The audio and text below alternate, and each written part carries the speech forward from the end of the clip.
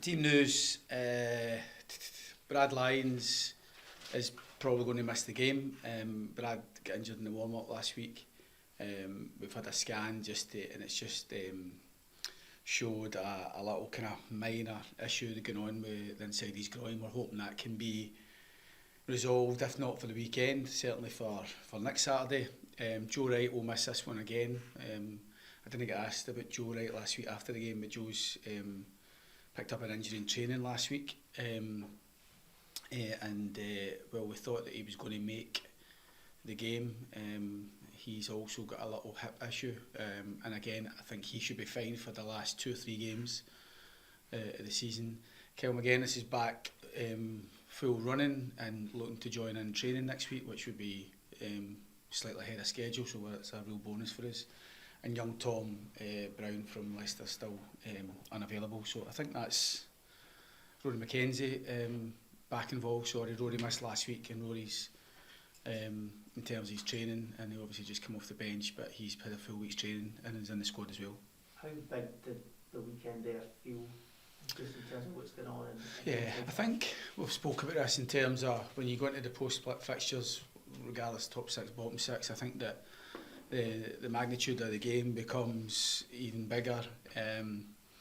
If you don't get a win, I think if you get a win, then you can go and attack the next one with a bit more confidence. And you know, obviously we've had the last 2 home games, we've played against teams who are in the bottom 6, Motherwell and Ross County, and we've had 2 comfortable wins. They've put similar performances in terms of being very kind of resolute, very kind of tidy with our work. I thought we were the better team in both games, clean sheets.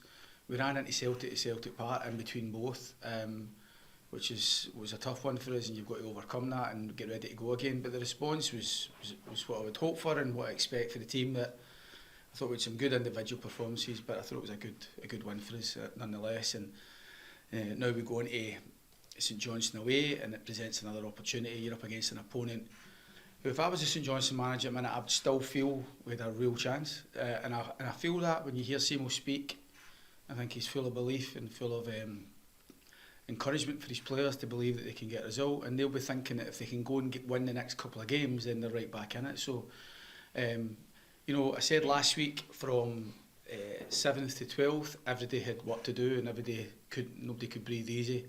I think Motherwell are now the only team in the bottom 6 who can breathe a bit easier after their win last weekend, and there's still work for us all to do, and we're well aware of that. They were well aware of St Johnstone possibly in last chance saloon in terms of winning games, but we're well aware of their threats. St Johnstone can beat us on any given day, and they've shown that this season, and they can beat other teams, but we've got to make sure that we can get something close to what we're capable of, and if we do that, I believe it's a game that we can win as well, and it'd be such an important win for us, because I do believe another win to follow up from last week would put us in a really strong position in terms of meeting the objectives now. When it comes to that sort of last chance saloon for them, would you expect them to be throwing everything at it on Saturday? I think they're the type of team who put bodies forward anyway. I think you've got to praise Simo for that. I think he's got a really big squad to choose from, and sometimes you're never really sure who's playing, but obviously they've a couple of defensive injuries, but they've got good players at St Johnstone. I mean, and I think that a lot of his best players are probably attacking players, so with that in mind, I think you normally see an attacking approach from St Johnstone, so I firmly believe that will be the case, to be honest. I think they'll come right after us. They'll see this as a real chance for them, being at home in particular, and we've got to be ready to fight fire with fire, you know what I mean, as we all do. How different is it to prepare for this sort of game when you're going up against a team who are facing relegation? No, I think we're all, as I said, to be honest, I think we've all got work to do. I think we've all got our own issues at the minute. We've all got concerns, and nobody can really breathe easy. So for us, I think when you play teams in and around you, as all the rest of the teams are now in the bottom 6 except Motherwell, that it's like trying to cut each other's throat really. And 3 points is great for your own, but you're also damaging your opponent, and ultimately that's where we're at. It almost feels like every game is vitally important, and we're not putting home games over away games. We feel this is something that we've got to show that we're good enough. We can get something from the game, and to do that, we're going to have to play well, no doubt about it. You know, I watched their game last week against Motherwell, and for long spells in the game, they were really good in the game. And this is a St Johnstone team that, you know, a couple of games ago at home, they beat Celtic, so they're capable of big moments in games. I think they're capable of periods of games where they're really difficult to contain. But we've got to make sure that we can cause them problems, because obviously they're in a position where that they'll probably feel that they lose too many goals, but they certainly don't have a lack for options, and they don't lack an attacking threat. They've got real attacking threats, and it's something that we've got to be mindful of. And is 7th still the target that you would want to finish the season in? Yeah, I'd like to.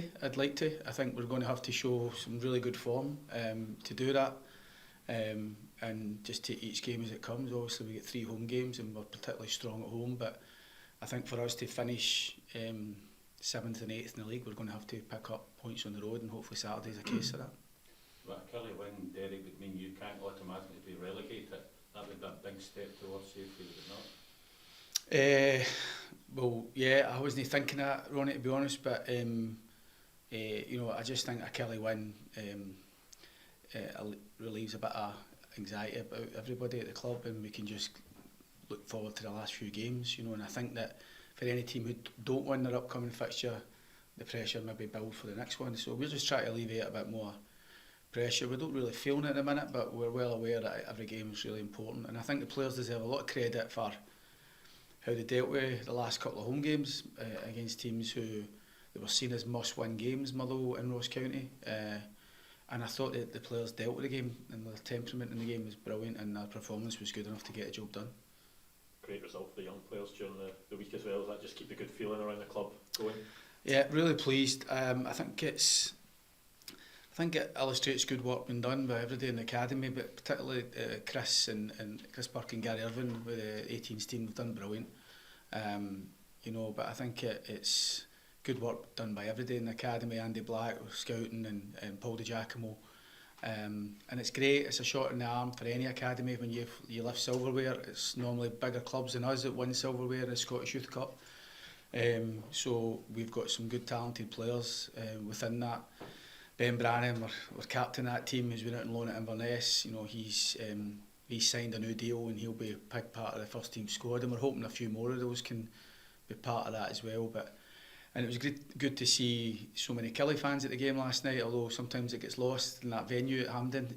But it was great support, and also 2/3 of my first team squad turning up with senior players showing their support as well. So all in all, it was a good evening for everybody at Kilmarnock, and delighted for Chris and the boys to get a job done. All right, cheers. Thank you.